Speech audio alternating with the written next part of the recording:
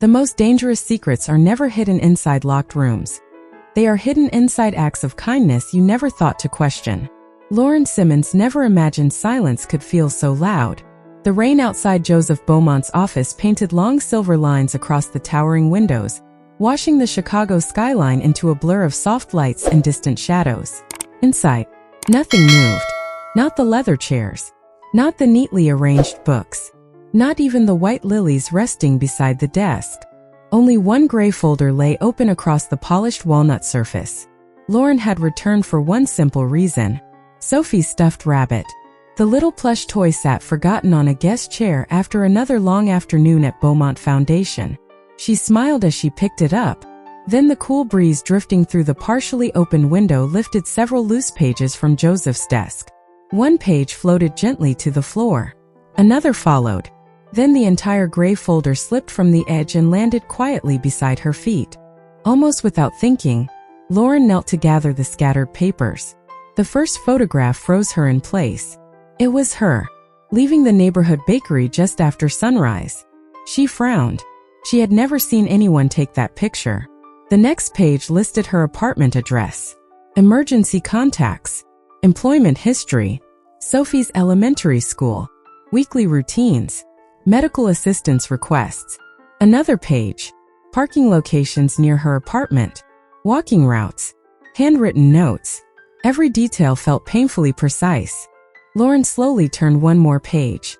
Across the top, confidential. Beneath it, subject located. Identity confirmed. Maintain observation until final verification. Do not initiate contact. She read the words once, then again. Each sentence seemed colder than the one before. Her breathing became strangely calm. Sometimes disbelief arrived before fear. Then she saw the signature, Joseph Beaumont. The date beneath it quietly unraveled every memory she had carried. 3 months before the storm. 3 months before Mercy Children's Clinic lost power. 3 months before a stranger stepped into the rain with an umbrella held over Sophie instead of himself. 3 months before she believed kindness had found her by chance. Lauren gently closed the folder. Not because she wanted to stop reading. Because she suddenly feared what another page might reveal. Footsteps echoed beyond the office door. Measured. Unhurried. Familiar. Joseph entered carrying his suit jacket over one arm. The moment his eyes found Lauren, then the gray folder, he stopped. Neither of them spoke. The rain whispered softly against the glass. Far below, traffic continued flowing through downtown Chicago as though nothing inside this room had changed. But everything had. Joseph slowly placed his jacket across the back of a chair. He made no attempt to reach for the folder. No attempt to explain. His silence arrived before his words. Lauren searched his face. The same calm eyes that had comforted Sophie. The same quiet smile that had welcomed frightened families every morning. The same man she had trusted without hesitation. Now every memory asked a different question. When she finally spoke, her voice was barely louder than the rain. You already knew who I was. Joseph lowered his eyes for only a moment. Then he answered with complete honesty. Yes. One word. Nothing more. Lauren looked back at the date on the report. Then into his eyes again. Her gratitude did not disappear. It transformed. Into doubt. Into confusion. Into a truth she had never imagined asking. She held the gray folder against her chest, her fingers tightening around its worn edges. Then, with remarkable calm, she asked the question that neither of them could escape. Did you save my daughter because we needed help, or because you had already been searching for us? 3 months earlier, the storm arrived just before sunset. By the time Lauren Simmons carried Sophie out of Mercy Children's Clinic, rainwater had already swallowed the curbs, and every passing headlight dissolved into shimmering reflections across the flooded streets. Sophie rested against her mother's shoulder. Her cheeks burned with fever. Each slow breath tightened Lauren's heart just a little more. It is all right, sweetheart, Lauren whispered, gently brushing damp strands of blonde hair away from Sophie's forehead. We are going to find another hospital. Behind them, the clinic doors opened one final time. A nurse hurried into the rain. I am so sorry, she called. The power outage forced us to transfer everyone. St. Andrew Medical Center is still accepting pediatric patients. How far? About 12 miles. Lauren thanked her with a tired smile.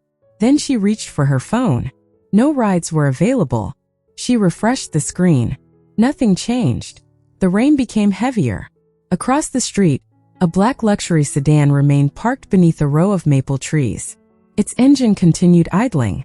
Inside, Joseph Beaumont slowly lowered the gray folder resting on the passenger seat. Across the cover, one name appeared in bold black letters. Lauren Simmons. His phone vibrated. A secure message appeared. Identity confirmed. Maintain observation. Do not initiate contact. Joseph stared at the screen. Outside the windshield, Lauren adjusted Sophie higher in her arms before stepping into the flooded street. She never looked toward his car. She simply kept walking, one careful step after another. Water reached her ankles. Sophie shivered softly. Lauren immediately removed her own cardigan and wrapped it around her daughter without hesitation. Joseph watched in silence. For months, investigators had searched for one woman connected to a forgotten chapter of his family's history. They had finally found her. But none of the reports had prepared him for this moment. No document had described a mother who would rather stand in freezing rain than let her child become cold. His phone vibrated again. Await further instruction. Joseph locked the screen. He opened the driver's door. Cold rain soaked his white dress shirt within seconds. Lauren heard footsteps approaching through the water. She turned carefully. A tall man walked toward her beneath a large black umbrella. His expression remained calm, respectful. He stopped several feet away. Your daughter needs to stay dry. Lauren instinctively shifted Sophie closer. I appreciate your kindness, but we will manage. Joseph nodded. I believe you will. He lowered the umbrella until it covered Sophie completely, allowing the rain to fall across his own shoulders instead. But you should not have to manage alone. Lauren studied him. She knew nothing about this stranger. Not his name, not his profession, not why he had stopped. Only that his first concern had never been her. It had been Sophie. I have a car, Joseph said quietly. St. Andrew Medical Center is about 20 minutes away in this weather. Silence lingered. Lauren looked down at her daughter, then back at the man standing in the rain. Trust had always been expensive. Time was becoming even more valuable. Finally, she nodded. Thank you.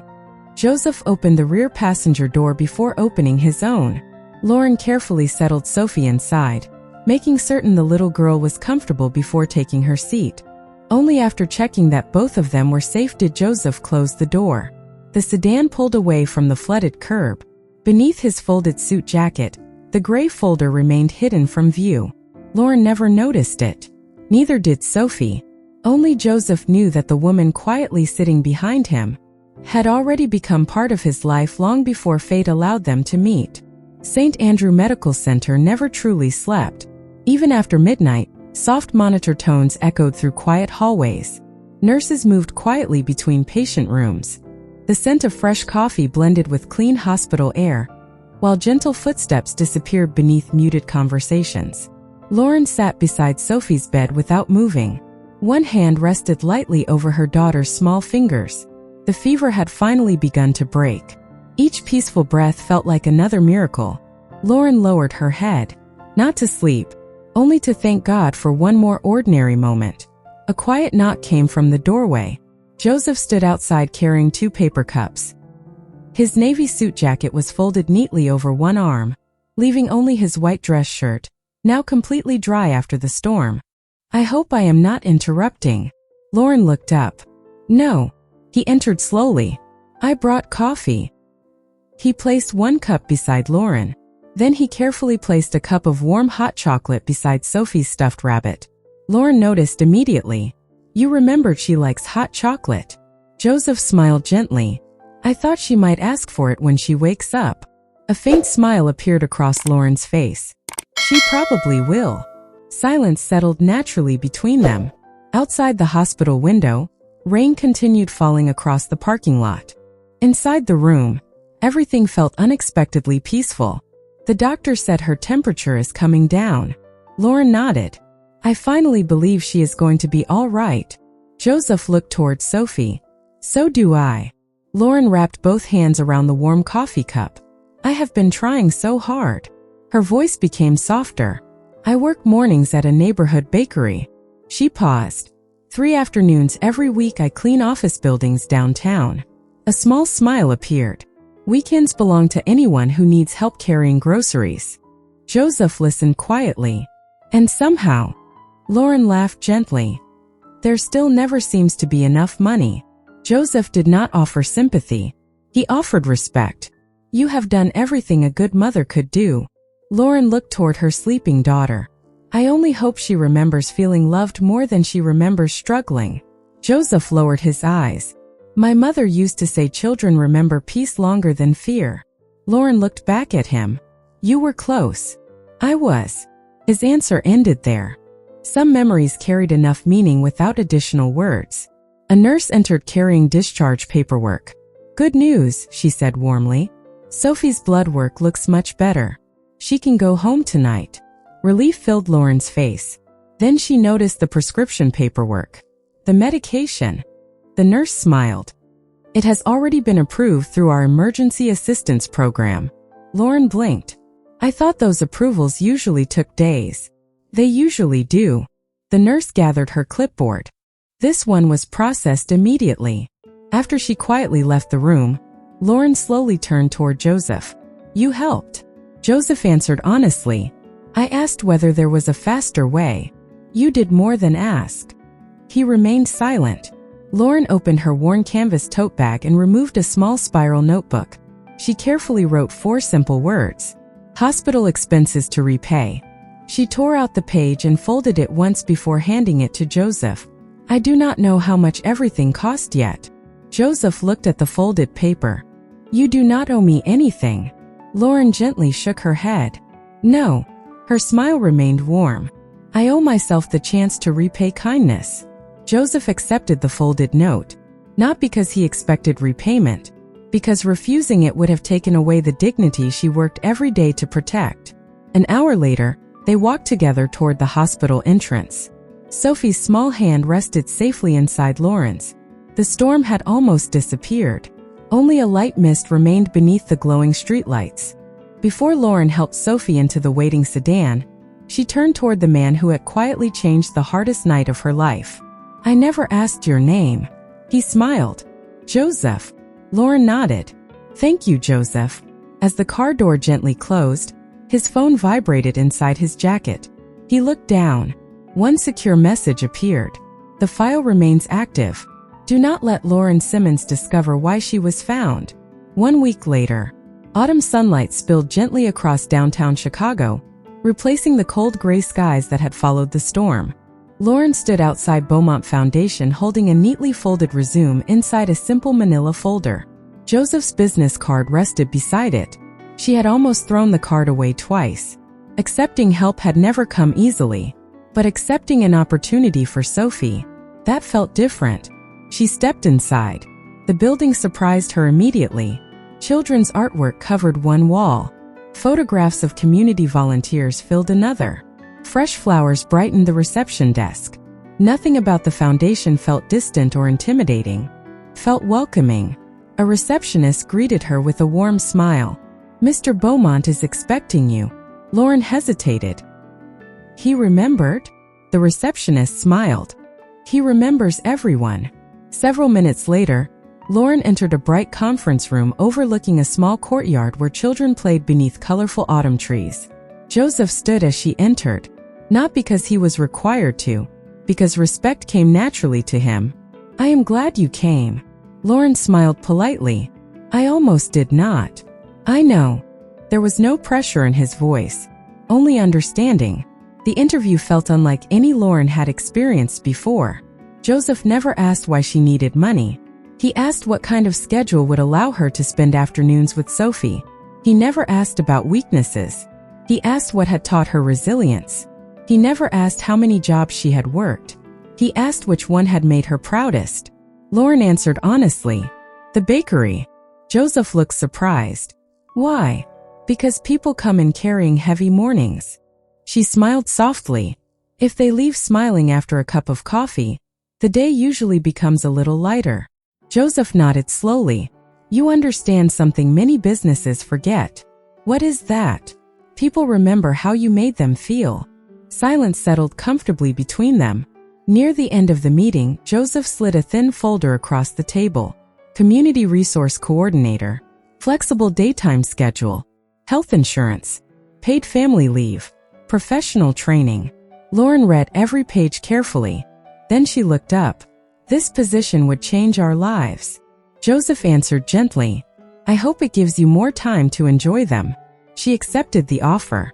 Not because it came from him, because it aligned with everything she already believed. Over the following weeks, Lauren became one of the most trusted faces inside Beaumont Foundation. She remembered every child's name. She patiently explained complicated assistance forms to elderly visitors.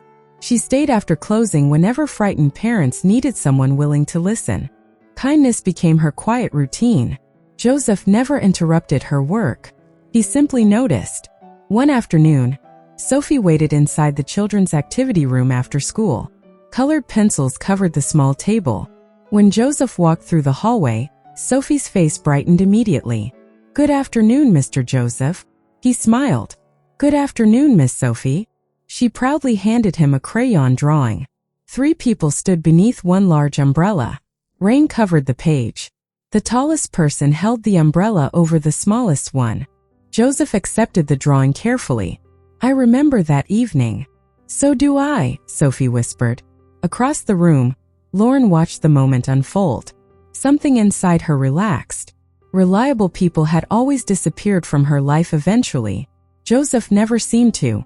Yet over the next several days, tiny moments quietly began collecting inside her thoughts. One afternoon, Joseph smiled as she signed a volunteer report. You still live on Maple Street. Lauren looked up. I do. Then she paused. I do not remember telling you that. Joseph answered without hesitation. I probably saw it in your employment paperwork. Lauren nodded politely. The explanation sounded reasonable.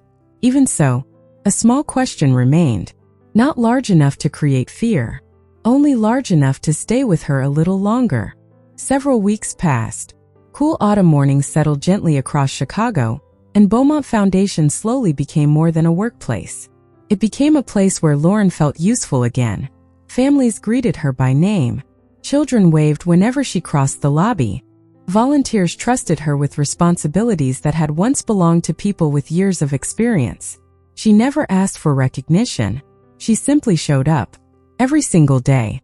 One Thursday afternoon, preparations began for the Foundation's annual community fundraising dinner. Boxes filled with decorations lined the hallways. Fresh flowers arrived by the dozen.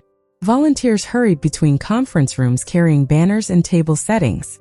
Lauren offered to help organize archive donation records stored on the upper floor. An elderly volunteer smiled gratefully. The old archive can be confusing. Lauren laughed softly. I have survived worse than filing cabinets. The archive occupied one of the oldest sections of the building. Tall shelves stretched toward the ceiling. Metal drawers carried labels from decades of community projects. Dust floated peacefully through narrow beams of afternoon sunlight. History seemed almost alive inside the quiet room. Lauren carefully lifted another storage box onto a shelf. One worn photograph slipped free. Then another. She knelt automatically. The first image showed a charity gala from more than 20 years earlier. Elegant evening gowns. Black tuxedos. Crystal chandeliers. Smiling volunteers. Then, her breathing stopped. Near the center of the photograph stood her mother, Evelyn Simmons, young, confident, standing beside another familiar face, Joseph's father. Lauren stared at the picture. Her mother had never once mentioned Beaumont Foundation. Not once. What did you find? Joseph's calm voice came from behind her. Lauren slowly turned. She held up the photograph. My mother. Joseph stepped closer. The moment he recognized the image, something changed across his face. Not confusion, recognition. You have seen this before. His answer came quietly. Yes. Lauren searched his eyes. You already knew she worked here. Joseph nodded. I did. You never told me. There was never an easy moment. Lauren lowered the photograph. I was not asking for easy. Silence settled between them. Before Joseph could answer, another voice echoed through the archive. Joseph. An older man entered. Perfectly tailored charcoal suit. Silver hair. Measured posture. Charles Beaumont. His attention shifted immediately toward the photograph resting in Lauren's hands. The warmth disappeared from his expression. So, he said calmly, "You finally found it." Lauren looked at him. "You knew my mother." Charles answered without hesitation. "I knew of her." The distinction felt deliberate. Lauren waited. Nothing else came. Charles turned toward Joseph. "We have board members waiting." Joseph did not move. Charles glanced back toward Lauren one final time. Some histories become dangerous when remembered. Then he walked away. The room became quiet again. Lauren looked at the faded photograph, then back at Joseph. Why would remembering my mother be dangerous? Joseph drew a slow breath. Because some people spent years making certain her story would never be told. The answer stayed with Lauren long after she returned downstairs. That evening, while finishing paperwork near the executive offices, she realized Sophie had left her stuffed rabbit inside the children's activity room once again. Lauren smiled to herself. She walked back through the nearly empty building. As she returned toward the elevators, quiet voices drifted from a conference room whose door had not fully closed. She recognized one voice immediately. Charles Beaumont. Another man answered softly. "If Lauren Simmons ever discovers what Evelyn protected," Charles interrupted, "then everything we buried begins again." Lauren stood motionless. Her heart remained strangely calm. She took one careful step closer. Then the voices stopped. Lauren remained perfectly still. The voices behind the conference room door disappeared as quickly as they had begun. Only the soft hum of the building's ventilation system remained. She tightened her grip around Sophie's stuffed rabbit. Her heart did not race. It simply refused to ignore what she had heard. After several quiet moments, she stepped away from the hallway. Not because her questions had been answered, because she suddenly realized they had only begun. She walked toward the executive elevators. The upper floors were almost empty now. Most employees had already gone home. Warm lights reflected across polished marble floors. Every office door stood closed. Everything looked perfectly ordinary. That somehow made it feel even stranger. As Lauren passed Joseph's office, she noticed the door standing slightly open. The desk lamp still glowed inside. His jacket rested neatly across the back of a chair. He must have stepped into another meeting. Lauren smiled faintly. Sophie's rabbit. She had almost forgotten. The little stuffed rabbit sat on a leather guest chair exactly where Sophie had left it earlier that afternoon. Lauren picked it up. Then a cool breeze drifted through the partially opened window. Several loose pages slid gently across Joseph's desk. She instinctively reached toward them. Before she could stop them, a gray folder slipped from the edge of the desk and landed softly on the hardwood floor. The documents scattered quietly around her. "I am sorry," she whispered to the empty room. She knelt to gather everything. The first page showed a photograph. It was her, leaving the neighborhood bakery before sunrise. She frowned. She had never noticed anyone taking that picture. Another page. Her apartment address. Emergency contacts. Employment history. Medical assistance applications. Another. Sophie's elementary school schedule. After-school pickup times. Neighborhood maps. Parking locations. Walking routes. Handwritten observations. Lauren's breathing became slower, not faster. Shock often arrived that way. She carefully lifted the final document. Across the top, confidential. Below it, subject located. Identity confirmed. Maintain observation until final verification. Do not initiate contact. Her eyes moved slowly toward the signature. Joseph Beaumont. Then the date. 3 months before the storm. 3 months before Mercy Children's Clinic lost power. 3 months before she believed fate had introduced them. Her fingers tightened around the folder. Every conversation, every smile, every thoughtful gesture, every memory quietly rearranged itself. Footsteps echoed outside the office. Measured, unhurried. Joseph appeared in the doorway carrying a stack of board documents beneath one arm. He stopped immediately. His eyes settled on the gray folder, then on Lauren. Neither of them spoke. He did not rush forward. He did not reach for the papers. He simply stood there. The silence between them became heavier than any explanation. Rain began tapping gently against the tall windows once again. Lauren searched his face. She found regret. She found exhaustion. She found no surprise. "You already knew my name," she said quietly. Joseph lowered his eyes. "Yes. You knew before that night. Yes. You knew before Sophie became sick." His voice was barely above a whisper. "Yes." Lauren looked down at the signature one final time. Then she raised her eyes to meet his. The gratitude she had carried for weeks remained inside her, but now it stood beside something else. A question too painful to ignore.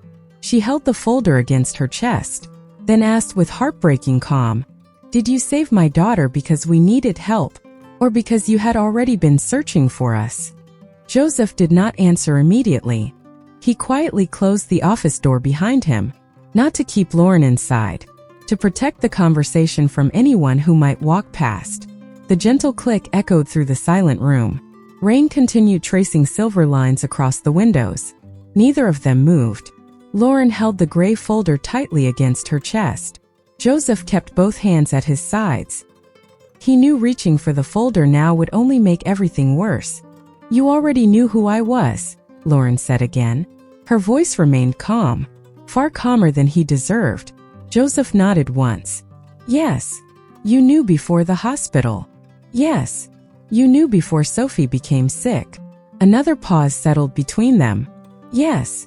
Lauren lowered her eyes. For weeks she had believed every kind moment had begun on that rainy night. Now every memory seemed to belong to another story. "You watched us." Joseph looked directly at her. "I searched for you. There is a difference. There should have been." His words came slowly. "I failed to protect that difference." Lauren looked toward the rain outside. "I trusted you." "I know." She gently shook her head. "I do not think you do." Joseph accepted the words without arguing. Excuses had already done enough damage. He walked toward a locked cabinet beside the bookshelf. After entering a security code, he removed a small cream-colored envelope that looked many years old. The paper had faded with time. Across the front, written in elegant blue handwriting, were two simple words. "For Lauren." He carefully placed the envelope on the desk between them. "I found this among my father's personal records." Lauren stared at it without touching it. "My mother wrote this?" "I believe she did." "Then why did I never receive it?" Joseph closed his eyes briefly. "Because I did not know whether everything surrounding it was true." His voice became quieter. "And because I believed I needed proof before I brought your life back into ours." Lauren finally picked up the envelope. The seal had never been opened.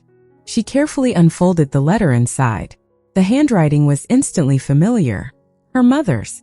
Tears filled her eyes before she finished the first sentence. "My dearest Lauren, if these words ever reach you, someone has finally chosen honesty over silence. Never let another person's power decide your worth. Kindness is strongest when it walks beside truth." Lauren stopped reading. She folded the letter gently. When she looked back at Joseph, neither of them stood where they had only moments before. The conversation had become larger than either of them. "My mother knew your family." Joseph nodded. "She worked beside my father for years." "Then why did she disappear from every part of this place?" Joseph answered with painful honesty. "Because she refused to approve financial reports she believed were dishonest." Lauren remained silent. "My father wanted to correct what happened." Joseph lowered his head. "But he died before he could." Lauren slowly understood why Charles Beaumont had reacted the way he had. The photograph, the whispered conversation, the warnings. Every piece finally began fitting together. "You searched for me because of my mother." Joseph answered immediately. "At first." He did not hide behind softer words. "I believed finding you would help restore what my family failed to protect." He looked toward Sophie's stuffed rabbit resting quietly on the chair. "Then I met you." Lauren waited. And nothing was only about the past anymore. She carefully placed the letter back inside its envelope. Her hands no longer trembled. When she finally spoke, sadness carried more weight than anger. "You gave my daughter hope." She looked into his eyes. "But every day afterward, you chose to decide when I deserved the truth." Joseph lowered his gaze. "I did." Lauren picked up Sophie's rabbit. Then she picked up her mother's letter.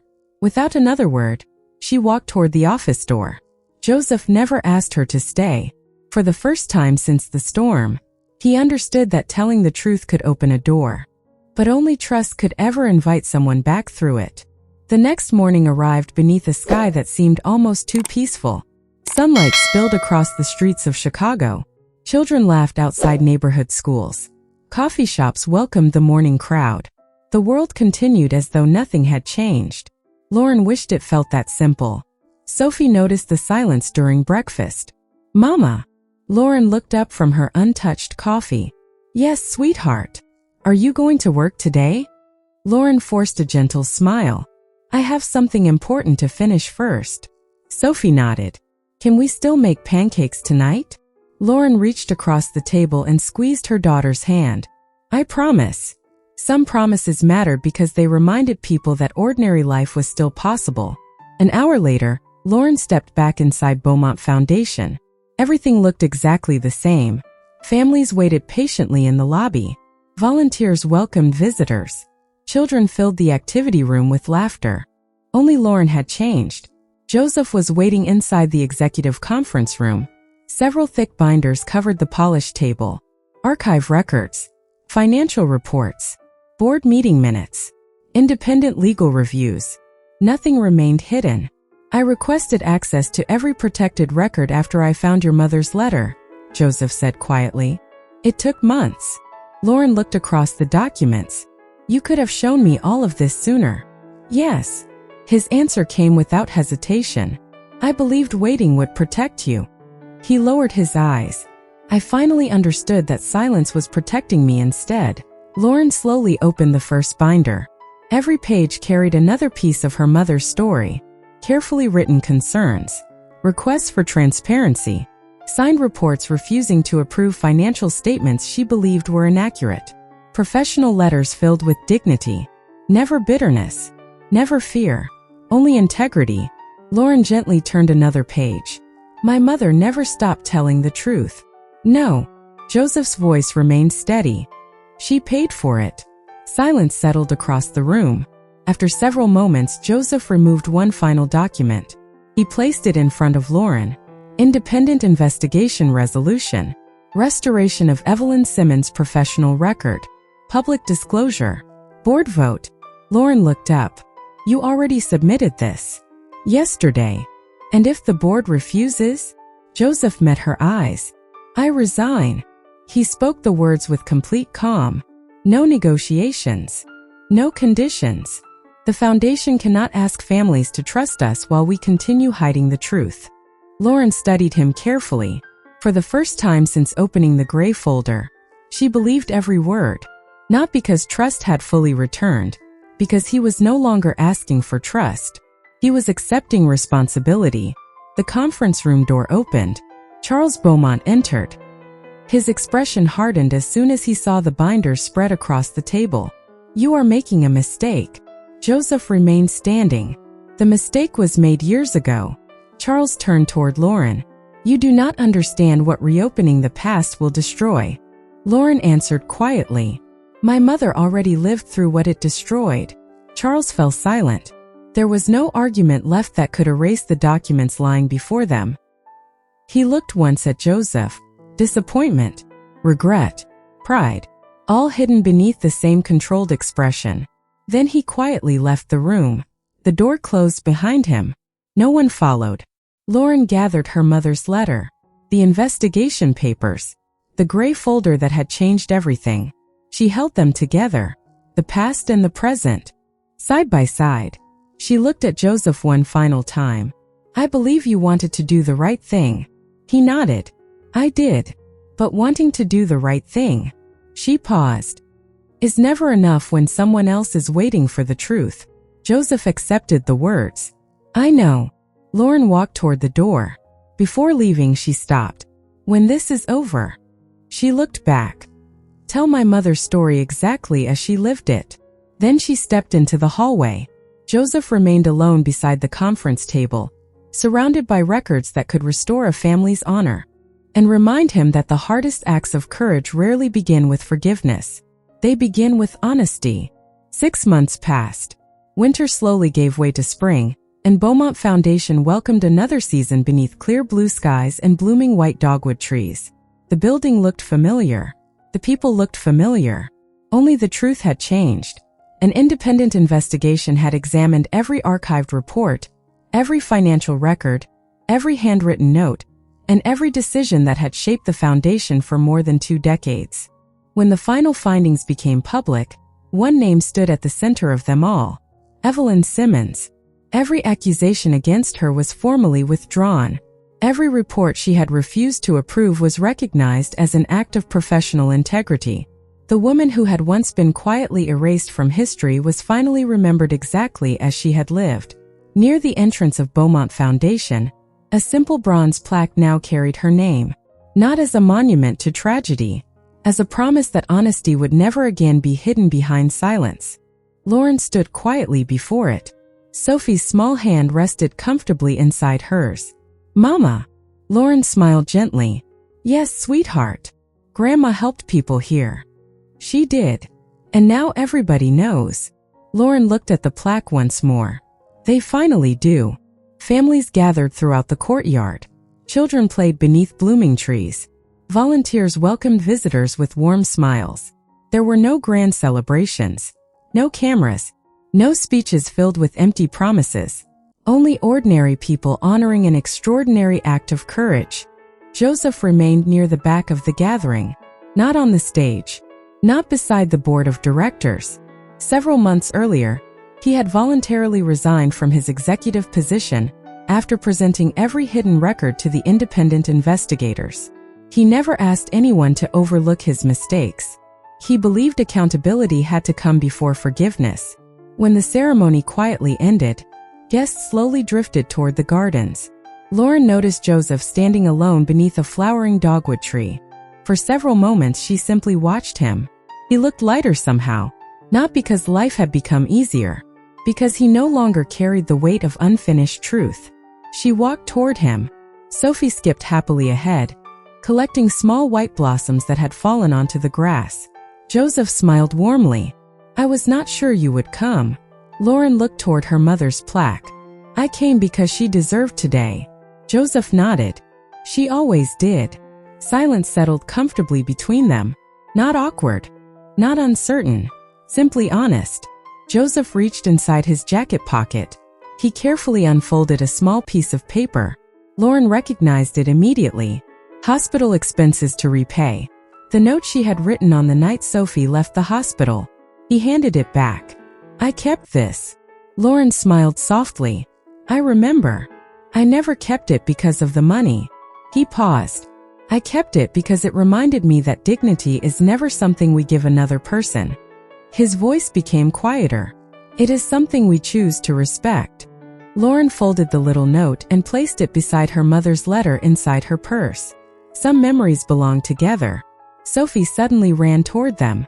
She hugged her stuffed rabbit one last time before holding it out to Joseph. You can borrow him today. Joseph laughed quietly. I would be honored. He accepted the rabbit with both hands, treating it as though it were priceless. Lauren watched the moment without speaking. Trust had not returned in a single conversation. It had returned through truth, through responsibility, through countless quiet choices made after the hardest mistakes. Warm afternoon sunlight filtered through the branches above them. Children laughed somewhere beyond the gardens. Life continued with all of its ordinary beauty. Lauren looked toward the foundation one final time. She had once believed kindness alone could change a life. Now she understood something even greater. Kindness without honesty could still leave unanswered questions. But when compassion finally walked beside truth, healing no longer required forgetting yesterday. It became possible because someone finally found the courage to face it. And sometimes, the greatest miracle was never being rescued.